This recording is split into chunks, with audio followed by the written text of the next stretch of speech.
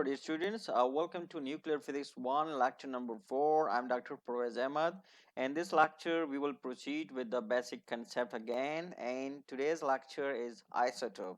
So what are isotopes? Let's proceed towards today's lecture.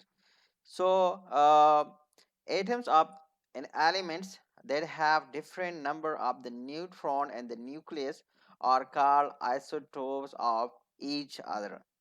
So if you remember last time in our first and second lectures, we deal with the nucleus of an atom, and we mentioned that the nucleus of an atom, it contains protons and neutrons. We mentioned that the number of protons inside the nucleus, it dictates the atomic number of that particular atom.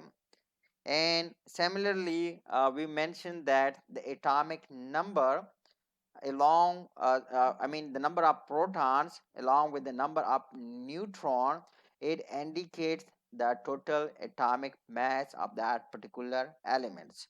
So now we have another identity, another concept relating with the atom, and that is an isotopes. What is an isotope? An isotope is basically an atom with the different these are the atom with different number of the neutrons. For example, we have atom like hydrogens. So hydrogens, there are three type of the hydrogens atoms with the different number of the neutron. We have first hydrogen. The first hydrogen atom, it has only one proton and one electron. It has no neutron, and we call them as protium, or we call them as proton. Then we have the second hydrogen atom. Now this hydrogen atom has one neutron and its nucleus and one protons, and that we call deuterium, and this is called the isotope of the hydrogen.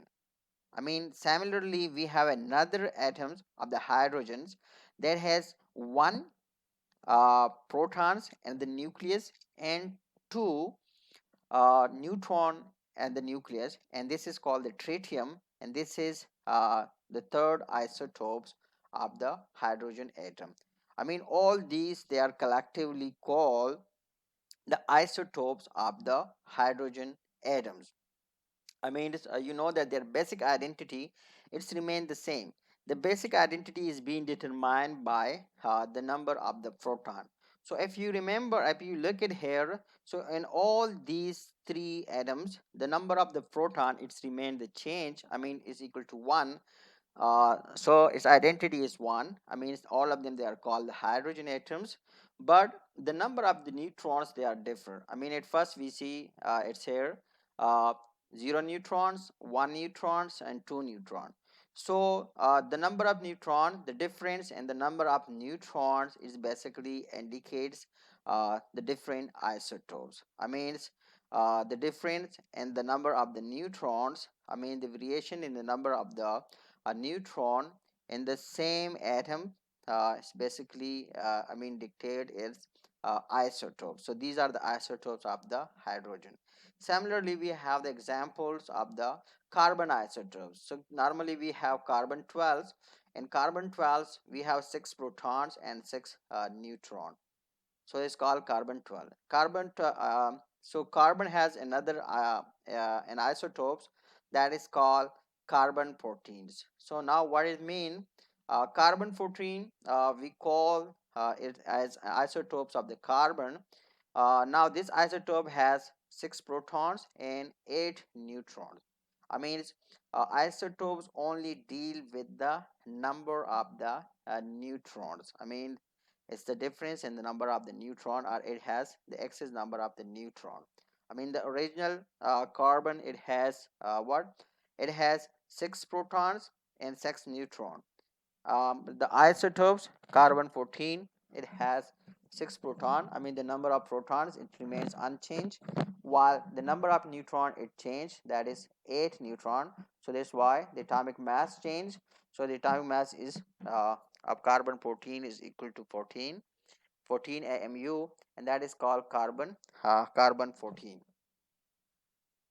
So isotopes notations, typically, we have the notation for the isotope, and it's like A with the subscript X, Y, along with that Z. These are the notations for the isotope. We write it like this. Here, this XY is basically stand for the element symbol, just like we have it here for the carbon 12. Okay, and A here, A stands for the atomic mass, and that you already know that atomic mass equal to neutron plus protons, or we can say that it's the total number of proton plus total number of uh, neutrons. And Z basically stand for the atomic number, and it's only the number of proton in the nucleus of an atom. So if you want to more clarify the concept of isotope, so here you can see, just by comparing all these concepts, by comparing all these isotopes, you can see that the number of proton and electron remain the same. So here you can see that as these are the three isotopes of the hydrogen. So here in all these three, you can see that the number of protons in the nucleus, with the positive sign, you can see it, it's remained the same. In all these three, you can see the number of electron, which is this one, you can see it's remained the same. So in isotopes, the number of proton and the number of electron, it remain the same.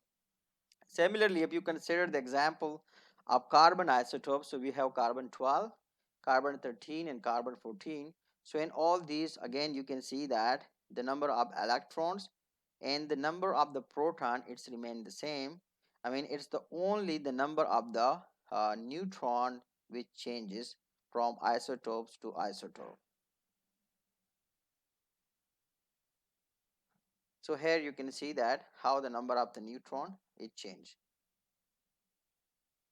So the simple concept about the isotope is it's only the change in the number of neutron. In isotope, the number of electrons and the number of proton it's remain the same. It's only the number of neutrons that varies from atom or from isotopes to isotope. So here you can see a graph which been plotted. We have plotted neutron number against the proton number. So here you can see that this straight line is basically indicate that equal number of protons and neutrons. So there are many isotopes. Most have more neutron than protons.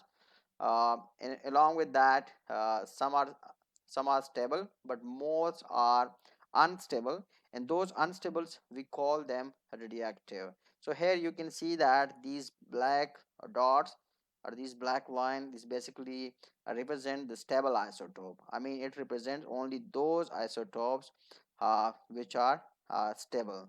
And along with that, you can see that this brownish, these browns areas. So these brown areas basically, is known for the unstable isotopes. And along with that, we have these blues area, and these blues area is basically for unknown unstable isotopes. Unknown unstable isotopes are those radioactive isotopes, which are formed and decays continuously from isotopes to isotopes, during the radioactivity, and we already mentioned about that during our lecture about the radioactivity. So that's all we have for the isotopes in this lecture. Thanks for watching. Stay tuned with the next lecture. The next lecture will be about the nuclear stability that we will discuss in the next lecture. That will be lecture number 5. Stay tuned with the lecture number 5. Till then, bye bye.